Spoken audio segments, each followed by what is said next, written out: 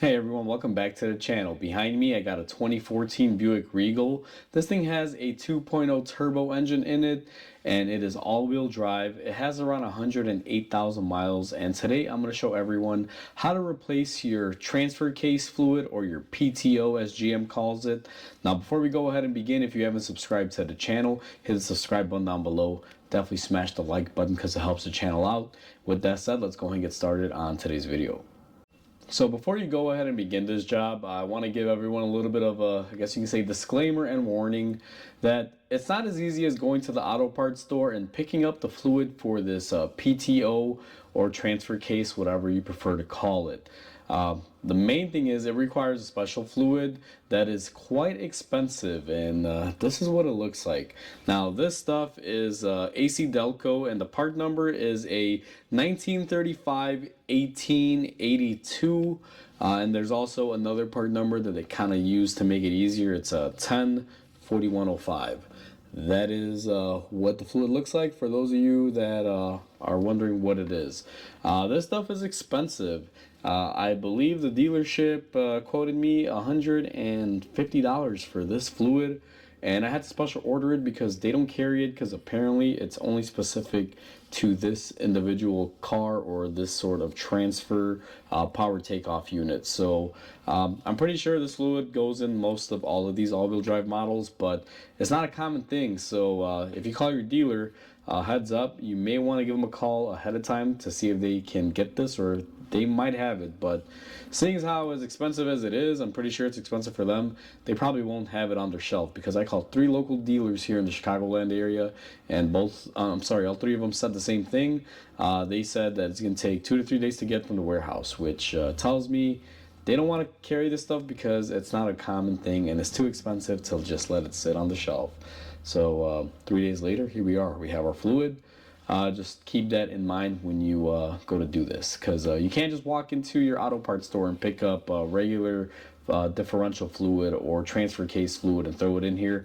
Even though from what I read, I believe this is like a 75-90 gear oil that's in here, if I'm not mistaken.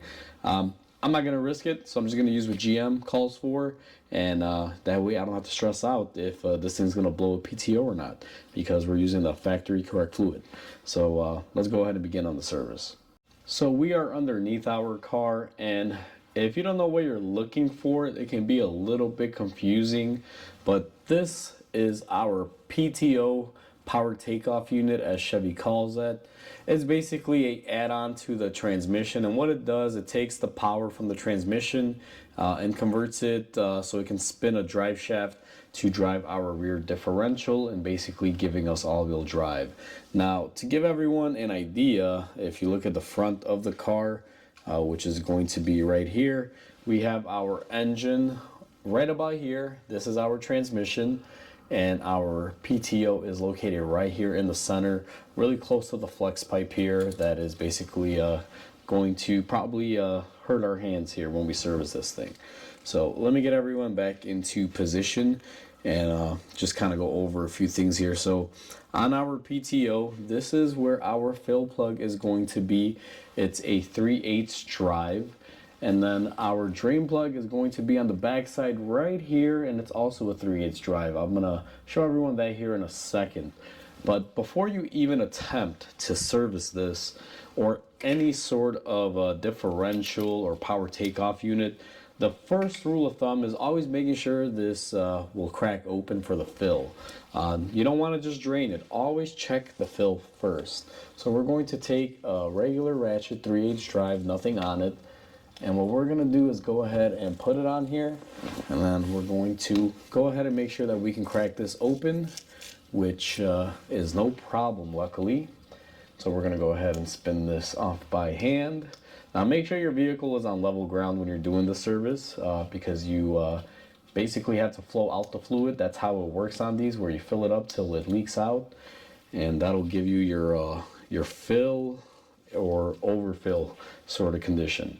So now that we got our fill plug open, let's go ahead and move to the back and start draining our fluid. So now we are looking at our back of the unit, and we have our drain plug right here. Same thing, we're going to take our 3/8 and crack this loose. And surprisingly, they're draining, or they're opening up pretty easy. I'm actually very shocked. This thing is pretty rusted. I thought it was going to be a fight. So the fact that these open up, I'm happy, because these can be a pain, especially since they're only in 3/8 drive and things like that. Sometimes it can be difficult, but we're gonna go ahead and get this almost loose now. One thing that I forgot to do is I'm gonna measure how much fluid comes out of this. So I'm gonna need a container. So I'm gonna grab my container, which is this right here. And what I'm gonna do is go ahead and drain the fluid out and catch it into my container. Now the main reason why I'm doing this is because I want to know exactly how much comes out of here, because this thing doesn't take a whole lot, but mainly because I want to check out the condition of the fluid. It can have metal debris in it. I just want to get a good gauge of what we have going on. Now if I can position my oil pan here so it stops moving would be great. Now on your drain plug here, you'll notice that you have a magnet, and you will find some nasty stuff on here. I'm going to put that to the side here and show you here in a little bit, but for right now we're just going to let our differential basically drain out, and let's go to the bench and take a look at a few things. So we are at our bench, and we have our plugs. Now we have our fill plug here, which I believe both of these have magnets, but you can see the material that's on there. Now I have a somewhat clean rag here. We're going to go ahead and wipe off this magnet, and we can see that there is going to be some debris on there, but not a whole lot for the fill plug. Now the bottom plug, the drain plug, we can see has a little bit of a mountain growing on it. So let's go to a clean part of our rag and let's just wipe it off and see that we have some material there. Not uncommon to see, but you don't want to really have too much of it. Now this, I mean, I want to say it's about right. This vehicle has 100,000 miles on it. It's never been serviced, and all in all, if you look at our pattern, this is our drain, this is our fill. So, you know, overall not too bad. What I like to do is make sure you clean these up very thoroughly. Get any sort of material off of them. Take a little bit of brake cleaner. I like to spray it on the rag, and then just wipe off the magnet just like so. And there you go, that is our drain plug. And then we're going to do the same thing with our fill plug. Now one thing that you want to do that I haven't done as of yet is, if available, get these gaskets. They're very cheap, inexpensive. You can get them from the dealer. You don't do the service quite often, so you want to replace the seals if you can. They're like little O-rings.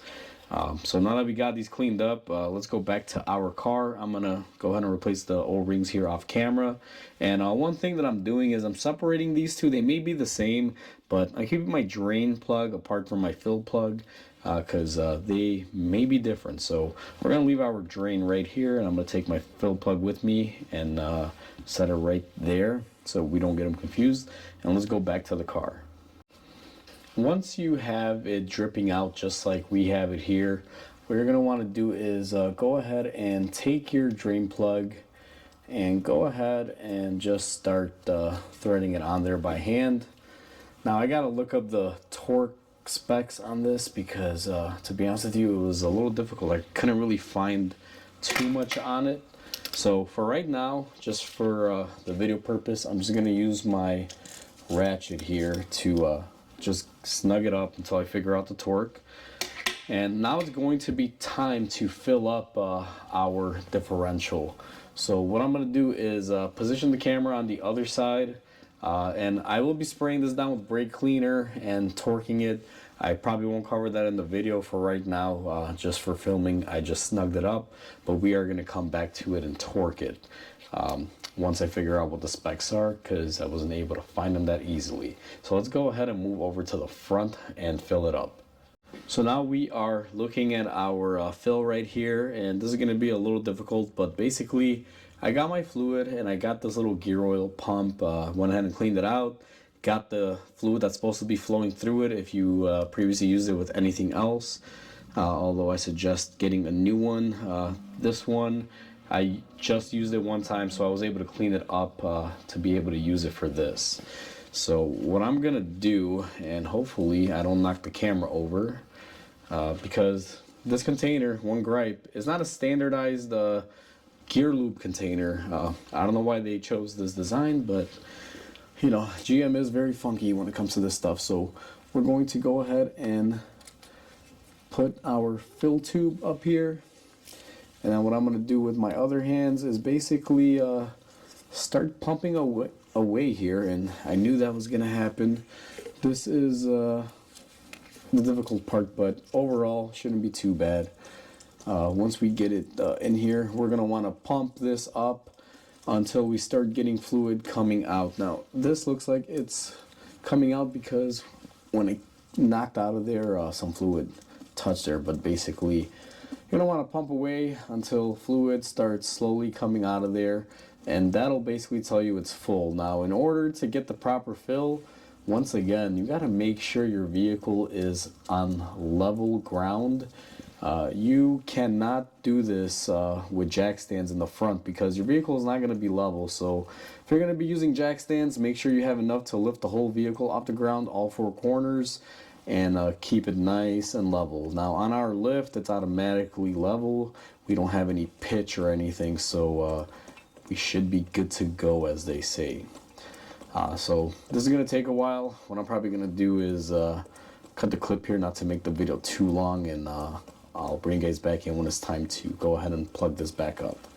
So I've been pumping it up, and we can see that we have some fluid coming out of here. So I'm going to give it a couple more pumps, and then we're going to go ahead and get our tube out of here. We're going to get our plug here, and once it stops, we're going to go ahead and plug it up. That'll tell you that we have enough fluid in there once it levels off and tapers.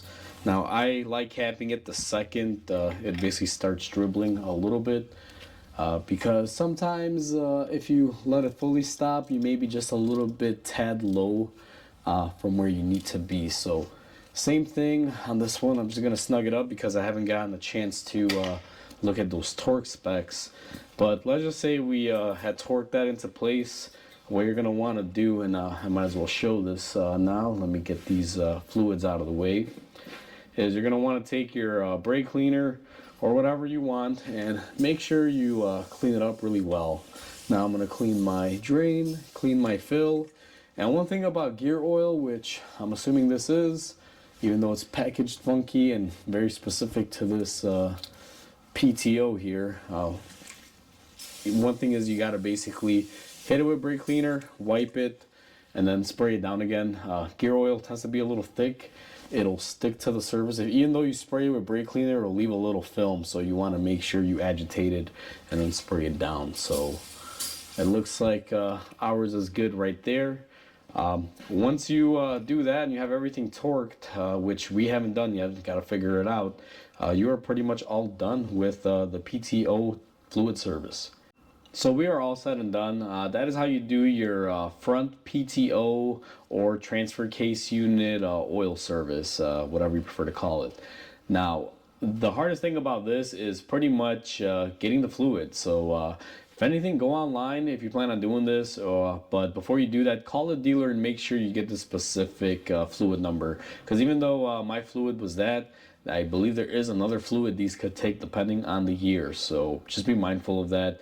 That's probably the hardest part of this job, is just getting the correct fluid. Other than that, it's pretty straightforward, just like any other differential service that you would normally do on any other vehicle. You got your drain and your fill. Although this isn't a differential, it's a power takeoff unit, so it's pretty standard. It's actually really refreshing because there's certain manufacturers that I'm not going to mention, Ford, that don't put drain fills under PTOs because it's lifetime filled. Or, like one of my more favorite ones, to call out a few, Mercedes, that doesn't even put a fill plug on them. You got to remove the axle to fill it up. So those are fun as well. But either way, this one's pretty straightforward, pretty easy. Get the right fluid, get yourself a pump, follow the steps in the video, you'll be able to get it done. Just make sure your vehicle's level when filling it so you get the proper fill, and then you're pretty much done. So overall, hopefully this video helps you guys out. Like always, comment, like, and subscribe because it definitely helps the channel grow. I hope everyone has a wonderful day, and I'll catch you on the next video.